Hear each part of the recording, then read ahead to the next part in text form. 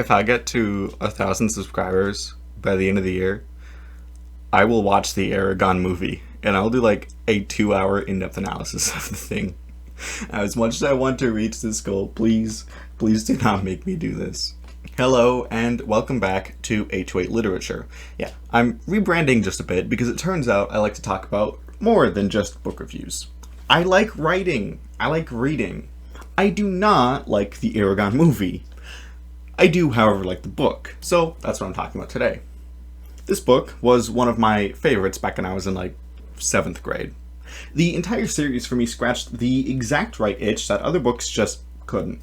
Admittedly, because it was so many years ago and because I read the first 4 in the span of like 2 weeks or something like that, I didn't actually remember exactly what was part of which book. So it's been a sort of surprise figuring that out. I could have sworn the limbless priest was in this one, but no, it was just foreshadowed. Anyway, Eragon and the Inheritance Cycle as a series is one of the most popular young adult fantasy series ever, especially in the last 3 decades, and has had major impact on YA literature and fantasy broadly, though its influence is arguably less so than the likes of, say, Percy Jackson, but that goes for everything, so it's not very... so it's kind of a high bar. And although part of me wants to be a hipster and hate on the popular thing, because that's what gets attention, I can't. I loved these books. They've been resting in my favorites shelf since I got them, to the point that when Paolini first came out with To Sleep in a Sea of Stars, which you can just barely see back there, I immediately got it, which I didn't regret either. It's now on the favorites shelf too. But for a long time now, I've been wanting to reread the books. I never really cared to see how they held up necessarily, but I did want to re-experience to some extent and remember the story that I loved. For all these years, there has been a problem. I only owned the first 3. The 4th I had read from the school library and never got a hold of it myself. I don't like to buy books new, and I especially don't like to buy books new that I've already read. So I waited. I eventually got The Fork, the Witch, and the Worm, read it, loved it too, and this year, back in spring, I got the new Murtagh, but I couldn't read it. It's simply been too long, and I wanted to remember everything else from the series first. So, again, I waited. Then, last month, at a random thrift store, I found Inheritance.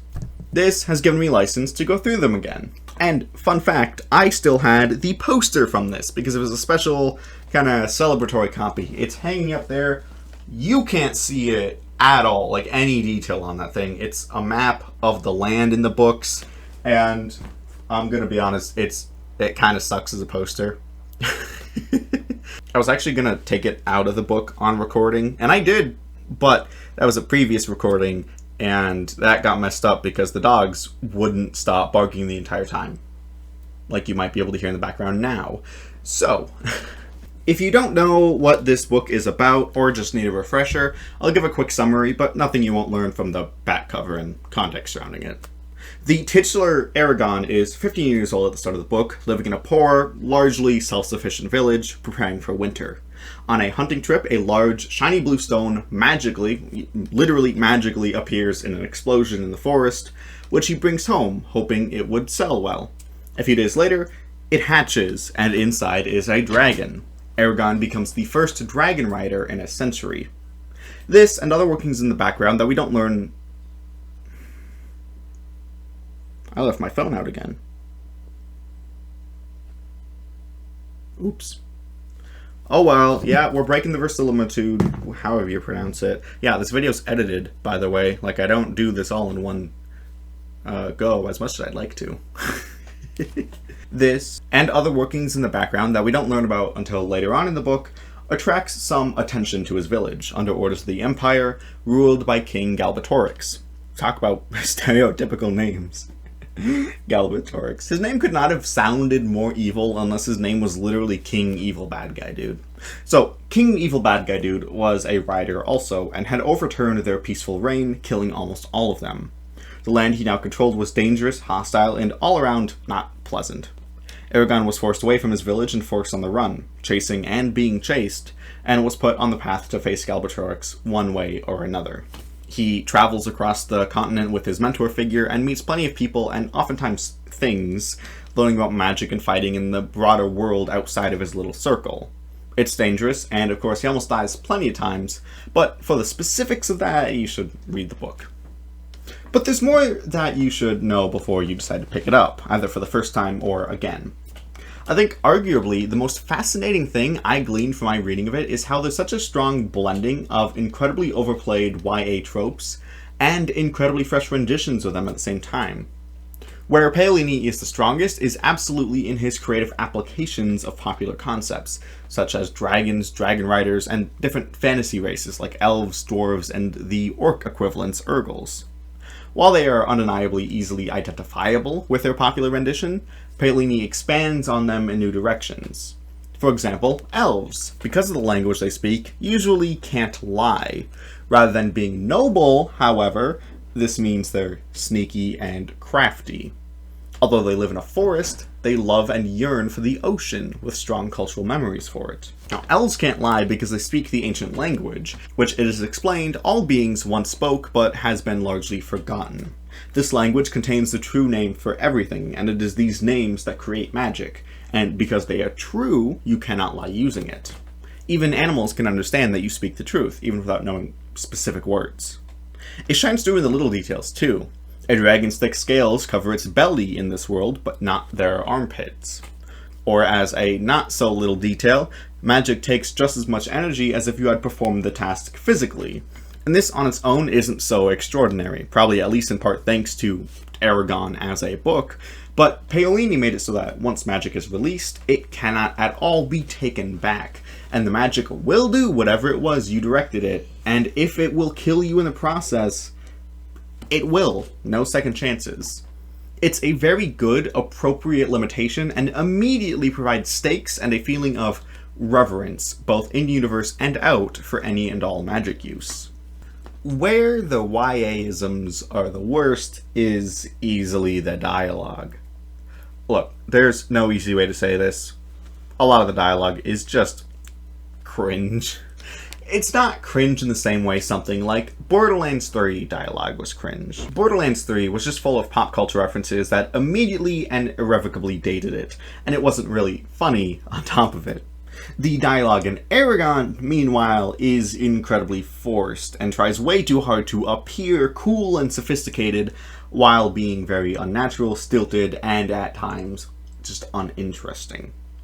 Most of it is serviceable, and there is absolutely a leeway to be given for the dialogue conventions being more formal, given a rural, agrarian, honor-based society. But lines like, as one example, "I'll never go with you, nor any of my enemies." It doesn't feel like a character reacting to the situation. At times, it often feels as though it's a parody of young adult and fantasy dialogue. There's really only one major exception to this, but not even significant enough to read out loud, so take that how you will. Another area of interesting tension between novel and really enjoyable ideas and thoroughly trite and boring convenience is in its plot.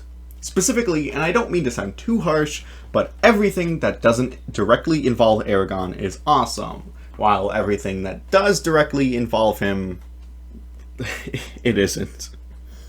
Every character acts very logically for who the audience knows they are. Small details are snowballed into revelatory changes to the world around them. There are plenty of things that are set up to be expanded upon later, and with the benefit of foresight, having read the series before, going back now and seeing everything that was foreshadowed and referenced long before they had relevancy is a really fun experience to have, especially as a fan of the series. I think that one of my favorite examples was how a single, yet explosive, disagreement with a local butcher, a man named Sloane, escalated and created the plot as we knew it, forcing Eragon on the run through completely different circumstances. Yet, Eragon himself just wasn't very compelling. He very quickly got a hold of sword fighting. He very quickly got a hold of magic. He very quickly became morally incensed.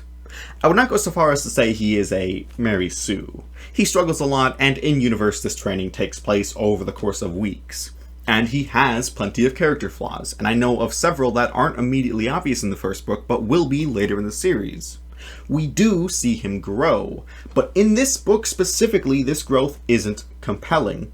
We get hints into his sword training, but we don't really see a lot of it, nor do we get very many examples by which to accurately demonstrate growth, especially in the middle, and the same is true of magic, where even, at least once for both skills, simply told that he is unnaturally adept at them. Which, that can work, but I don't think it does here. Why is he so good at sword fighting, for example? He's a hunter. I expect him to be great with a bow, but why a sword? He's placed as exceptional even among riders, which makes the situation worse. More importantly, why should I care that he is good with a sword? In similar veins, he is unnaturally calm and accepting of everything around him.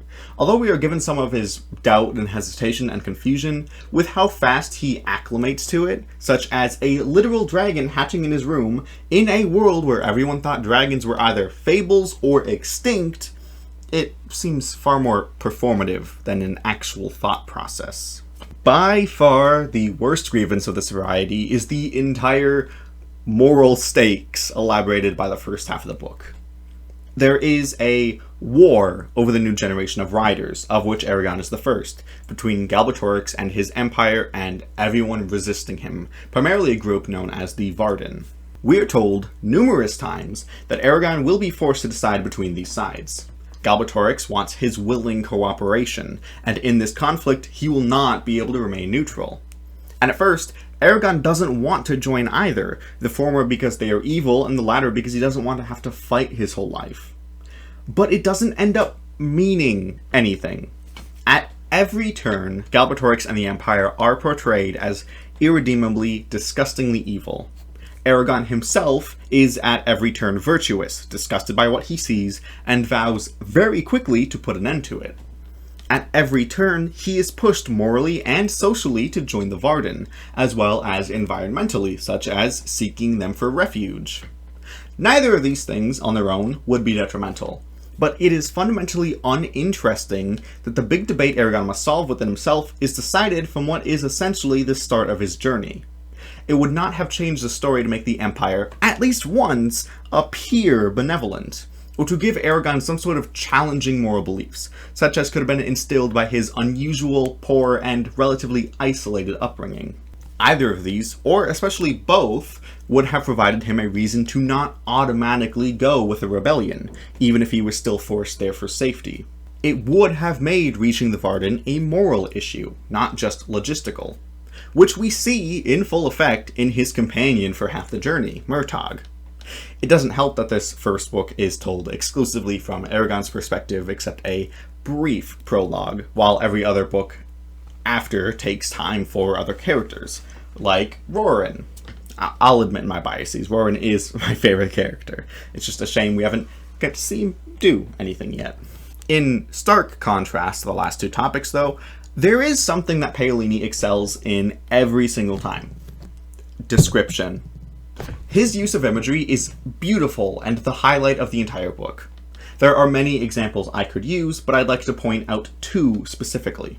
On page 39, when Saphira first hatches, there is a description of their burgeoning telepathy. Something brushed against his consciousness, like a finger trailing over his skin.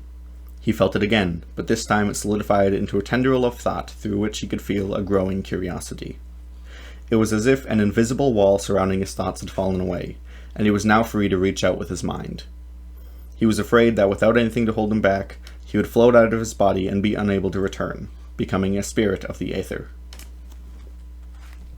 This is likely one of the best descriptions of a developing telepathy I have ever read.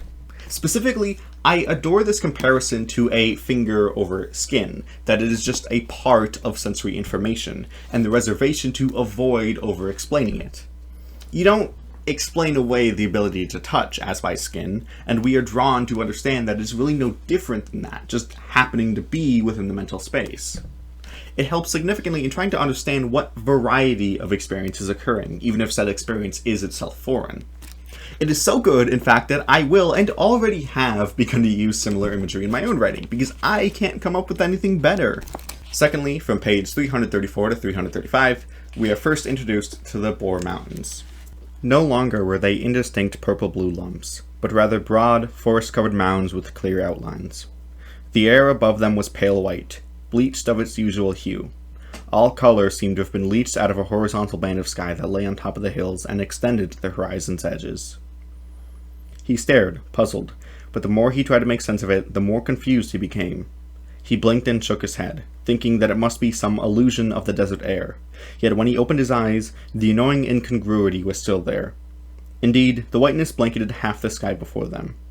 Sure that something was terribly wrong, he started to point this out to Murtagh and Saphira when he suddenly understood what he was seeing. What they had taken to be hills were actually the bases of gigantic mountains, scores of miles wide. Except for the dense forest along their lower regions, the mountains were entirely covered with snow and ice. It was this that had deceived Eragon into thinking the sky white. He craned back his neck, searching for the peaks, but they were not visible. The mountains stretched up into the sky until they faded from sight.